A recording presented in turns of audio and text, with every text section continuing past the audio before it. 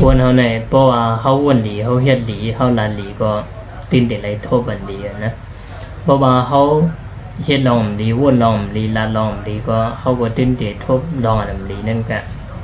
ลองเหตุการณ์ดีอันนั้นเนี่ยเพราะว่าเขาเหตุการณ์ดีเพราะเขาวนดีเพราะเขาลาดีเนี่ยการเรียนเขาขายเฮ็ดทั้งหมดทั้งสิ่งเนี่ยมันได้เป็นอันจอยแถมเขาขึ้นมือพองยำเขาขาตกกินเนี่ยเขาขายอย่าเปิดสังเกตว่าเขาขามได้เฮ็ดไว้การดีเสียรองป้อในสิ่งเนี่ยเมื่อเขาขาตุกอยากเมื่อเขาขาโทษเพเมื่อเขาขาตุกขามันนั่นเนี่ยเขาขาแดมมีตีเปิงอิงอีเติงเก่าก็นั้นแหละเมื่อเขาขาตึกอยู่ดีเมื่อเขาขาตึกเฮ็ดลายว่าลายบองเปลี่ยนเนี่ยเขาขาถูกดีไรเฮ็ดการดีไว้นำเฮียเนี่ยก็เพราะว่าวันหนึ่งมาเนี่ยลองวันตั้งเปลี่ยนอันมาเนี่ยมันเด็ดสั่งเข้ามาสู่เขาแหละลองวันตั้งตุกค่าตั้งหยับเผื่ออันมาเนี่ยก็มันก็สั่งมาสู่เขาไหลกูเข้ายาม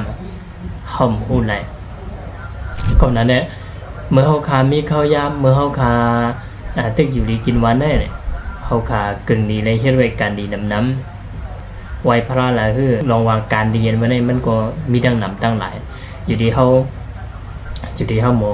มอเฮ็ดเพราะว่าเขาเฮ็ดการดีน้ำเนี่ยพอนลีการดีเนี่ยมันเด็กขึ้นมาสวยเขาขึ้นเมื่อพองยามเขาทุกเพเมื่อพองยามเขาขาตุกหยาบ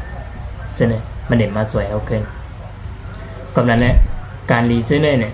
มันเด็ดเปลี่ยนเหมือนซึ่งกองเงาให้เขาก็ซ้อมก่อนทางหลังเขาจะเสร็จเมื่ออันเขาอยู่ตั้งสวยแถมมันเด็ดสวยแถมเขาขึ้น